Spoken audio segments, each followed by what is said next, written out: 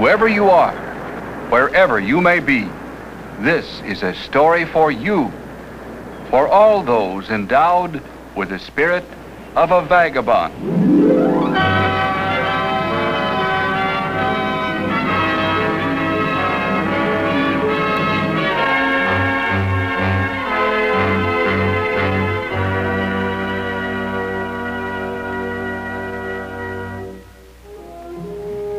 We take a long, rugged journey to the land of the largest Indian tribe in these United States. And you'll see white men who have devoted their lives to comfort and save them. You'll understand why it's a tragedy for these Indians to live in one of the most incredibly beautiful valleys in the world.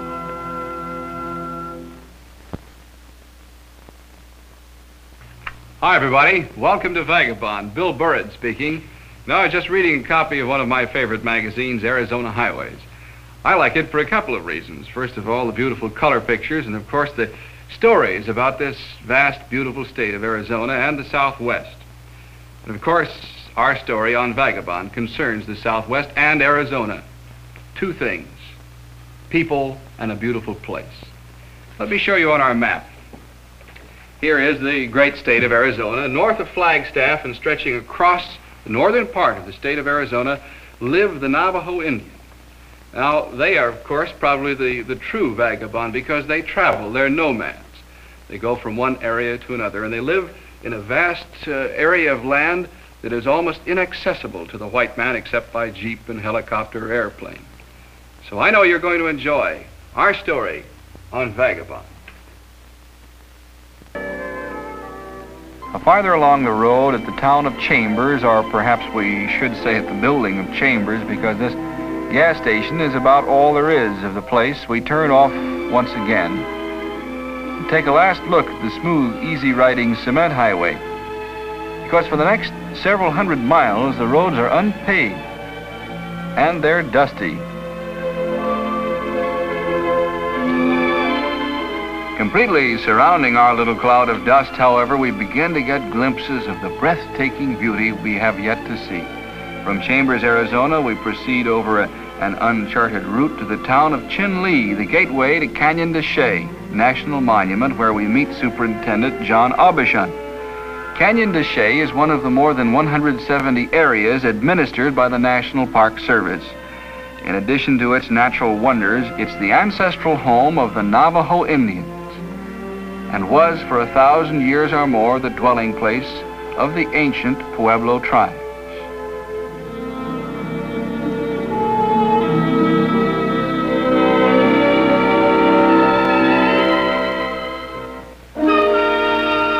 Over 400 ancient ruins are located here, of which the White House ruins are the most famous.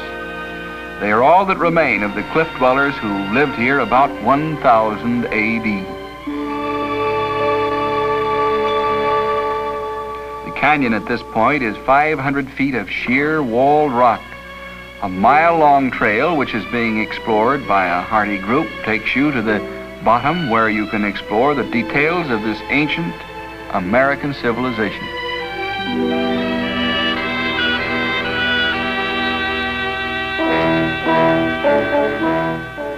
Fantastic as it may sound, the cliff-dwelling Indians actually lived in those homes embedded in the rocks. Some of the rocks themselves are more than 200 million years old, formed by the wind and the river and the rain. On this rock, you can almost see the swirling wind itself, solidified for the ages.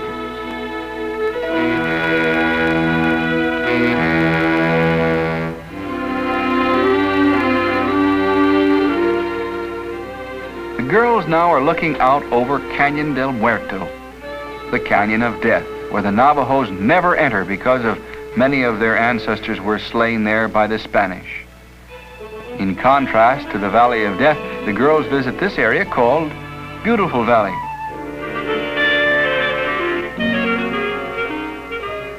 One points because in the distance, she thinks she sees a large group of people. However, when the girls reach the spot, no one is there. Suddenly, On the other side of the hill, they hear a rumble. Then over the hill they come.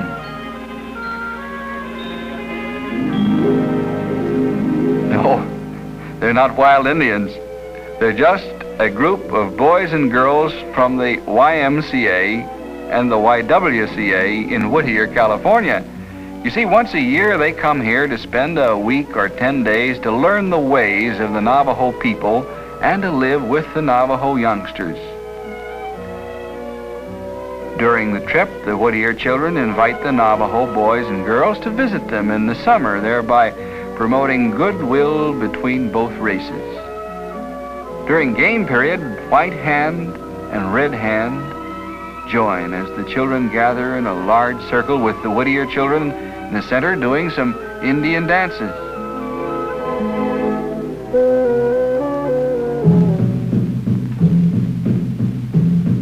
Say, look at those Whittier warriors whoop it up.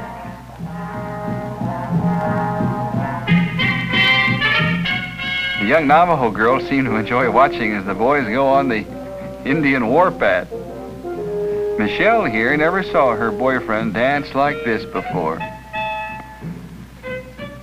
Both the Indian boy and the American boy enjoy what they see.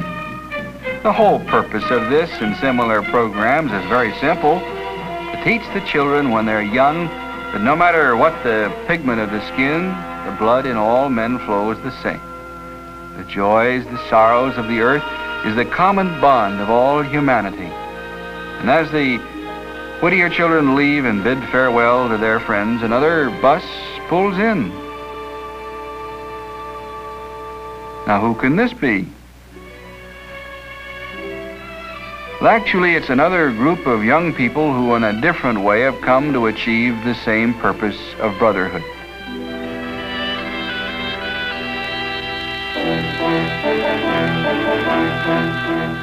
Ken Grant, Minister of Youth in the San Marino Community Church of California, is greeted by Dr. and Mrs. Joseph Gray of the Presbyterian Church and Mission at Chelly.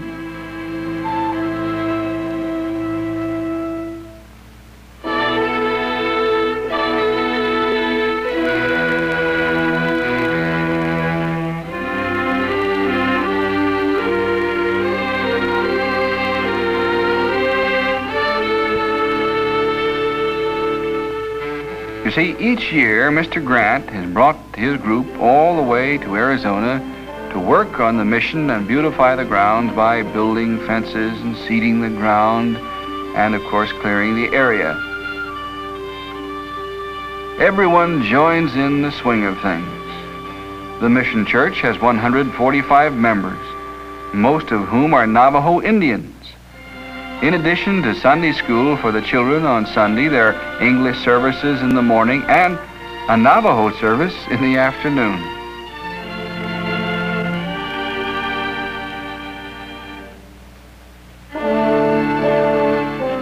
This indeed the true spirit of brotherhood. Many Navajos still believe in their idol gods, in the medicine man who influences and sings over the sick. Considering the strength and longevity of the old Navajo culture, the Christian missionaries here have made great progress in the relatively short 45 years that they have preached the gospel. The Indians who break with the old religion become Christians are marked people. However, as each generation becomes more educated and familiar with the ways of modern life, the old ties grow weaker and weaker. It's to be hoped for, worked for, and prayed for that someday both the red man and the white man will become fully integrated with one culture and one religion.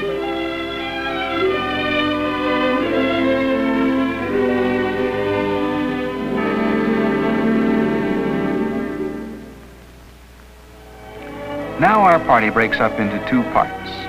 One half goes by automobile, while the other half goes by plane.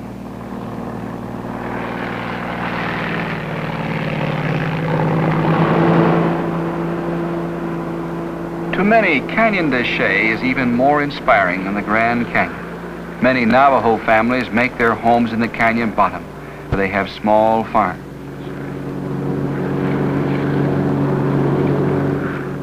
So many landmarks. Spider Rock on the right, where Indian legend says the Spider Woman brings the bones of bad children.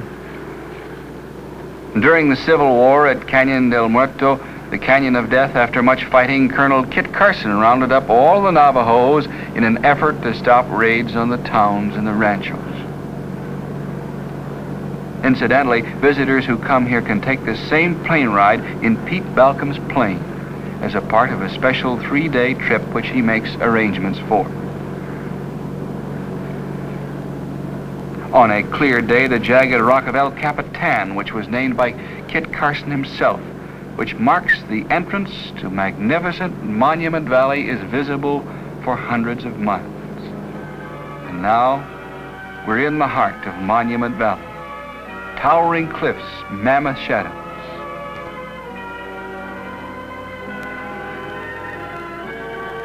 No man yet born has ever set foot upon this isolated plateau, appropriately called No Man's Mesa. Navajo Mountain in the background, where the muddy Colorado and the San Juan rivers meet. Although from above, many of these sites, such as this natural arch, may seem miniature in size, actually they're hundreds of feet wide and high. And as the passengers in our plane prepare to join the rest of the party, they realize that if man himself had wanted to build monuments of rock, he could never improve on the job nature has done. You know, it's wonderful to see youngsters of two different races, actually, the white and the red, playing together and learning about each other's way of life. Now, we're going to go further into this vast and beautiful land, including Monument Valley, and visit and see some more of how the Navajo lives on the second half of Vagabond.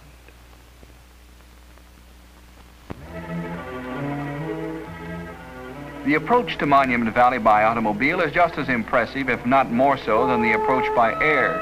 In the distance, Round Rock looks just like a castle silhouetted against the flaming sky. The Navajos in the valley live in homes of mud and clay called hogans. Old-fashioned methods still predominate in the farmland, but some modern machinery is being put into use. The land in general, unfortunately, is very poor for farming. The automobile party finally rolls by dramatic El Capitan and arrives at the Goulding Ranch to join the rest of the group. Now, Mr. Goulding has an amazing story. He's lived in this trading post for many years. He knows the Navajo Indians as well as any other living white man.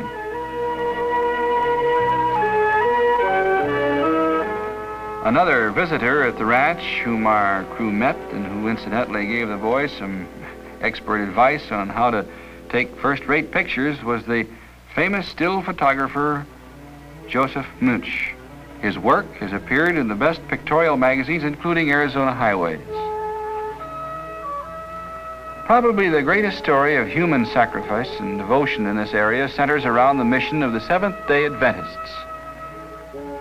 At the only school in the valley, one full-time teacher instructs both the American and the Navajo children in the 3 R's.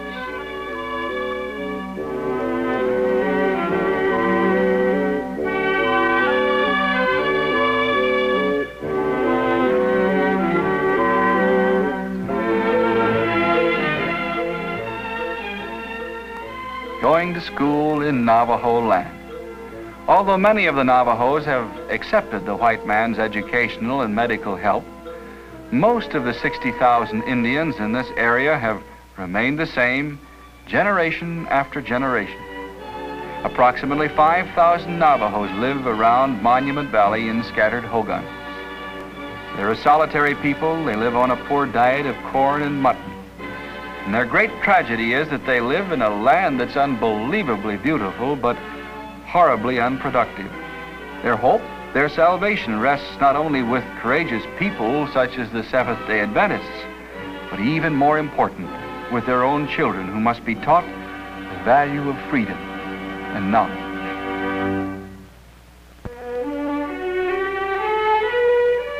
Here we see Mrs. Gwen Walter of the mission actually at work out in the field, taking care of the sick and the needy. Although they are generally fat, Navajo babies suffer from malnutrition because of their restricted diets. From the Jeep, Mrs. Walter can phone by shortwave radio to her husband, the elder Marvin Walter at the mission. This shortwave radio is the only means of communication the Walters have with the outside world. The Walters, who opened their mission and clinic in 1950, arranged for the Navajo woman and her child to be treated at the clinic. And each morning, the Indians, both young and old, wait patiently to be treated by the visiting white doctor. Slowly but surely, they're being taught not to distrust the white man's medicine. Even some of the tribal medicine men come to the clinic for treatment. The nearest permanent doctor in Monument Valley is over 100 miles away over that dusty road. Mrs. Walter, a registered nurse, and her husband provide the only medical care available to the thousands of people who live in the valley. Occasionally, some doctors, many of them from Southern California, visit for a few days at the mission. Unfortunately, many are needed, but only a few heed the call. Mr. Walters even built a cozy cottage nearby for visiting doctors and their family to live in and see the beauty of this valley. And Mr. Walter informed us that he not only hoped more doctors would spend a few days at Monument Valley helping these needy people, but he pointed out that in addition to being of service, the doctor or dentist could also enjoy the scenic wonders. We're now heading for the most dramatic part of our trip as we journey deep into the heart of Monument Valley for a closer look at the gigantic odd-shaped rock formations such as Mitchell Butte and Mitten Monument. Mitten Monument, shaped like the back of a mitten. It was here that John Ford made the movie She Wore a Yellow Ribbon, starring John Wayne.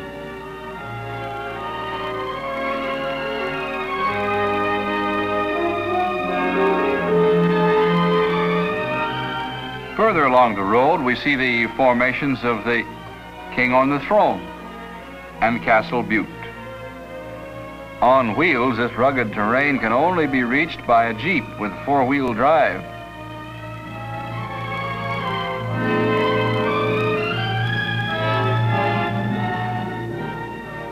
And a capable driver like Jack Sleeth is a mighty handy man to have around on a trip like this.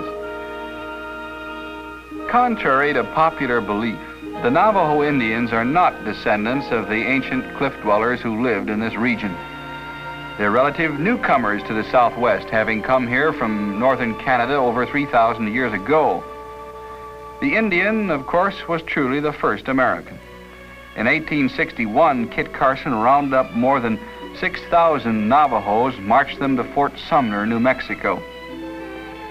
Later, they were permitted to return to their own land. They're a pastoral people who depend on their flocks as much as their farm crops. Their main meal consists of mutton, corn, and fried bread.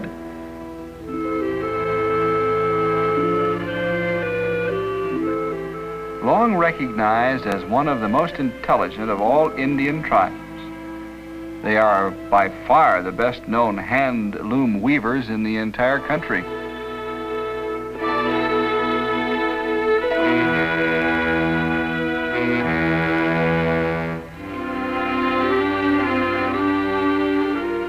Their carefully woven rugs range in price from $10 to even $1,000 and more. Despite many handicaps, such as frequent cases of tuberculosis and the deaths of many children, the Navajos managed to increase rapidly until they are now the largest tribe in the entire United States. Offhand, it would seem that the 50 million acre reservation at the four corners of Arizona, Utah, Colorado, and New Mexico would be plenty of room for these 60,000 Indians. That's not the case, however. The sandy, rocky, overgrazed pastures don't provide enough food for the animals or themselves. The land is lovely to look at, but difficult to live off. Nevertheless, the Navajos, such as this Indian girl who is the daughter of one of the last great chiefs and who is passing by the Ernie Pyle Natural Bridge, will never leave their home. To show how big those stones are, maybe you can see the 6-foot man in the lower section of the arch. Understandably so, it's almost as if the Navajos have been hypnotized by the immensity, the barren beauty of Monument Valley. From structures such as these, which represent 3 Yabachi Indians and a totem pole, they seem to gain inner strength and courage. Even the necessary controls of the Federal Commission of Indian Affairs and the ravaging drought, such as in 1951, have not been enough to drive them from their land. As Joseph Munch himself described it, it seems that in this valley the whole world spreads out before you. Here the moon sprinkles its magic upon the monuments. The heads of all the governments and all the policy makers could gather in this vast, lonely place. Perhaps they'd find a way to settle all the problems of the world. Monument Valley does that to people. And while the Navajo Indians still live here in this land of their ancestors, all of us owe it to them and to ourselves to do what we can for them. But who really knows? Perhaps here in Monument Valley they've found a greater peace than all the tribes of the world.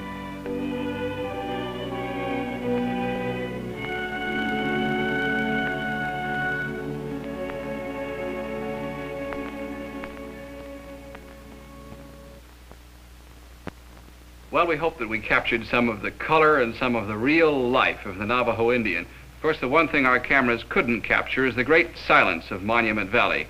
And perhaps this silence is what makes the Indian so patient and so used to waiting for things. And unfortunately, through the past few years, it's been difficult for the Navajo Indian who lives in this vast tract of land to get proper medical attention or proper education. Now, if you're planning to visit the Navajo country and see it for yourself, there are a couple of tips that I'd like to pass along to you. First of all, make sure that your automobile is in very good shape. Secondly, make sure that you have reservations for one of the trading posts in which you can stay. You might write the Flagstaff Chamber of Commerce or the Phoenix Chamber of Commerce for information regarding staying in the Navajo country and visiting with the Navajo Indians. Well, if you've enjoyed seeing our story and meeting these people, then, like the Navajo, you have the true spirit of a vagabond.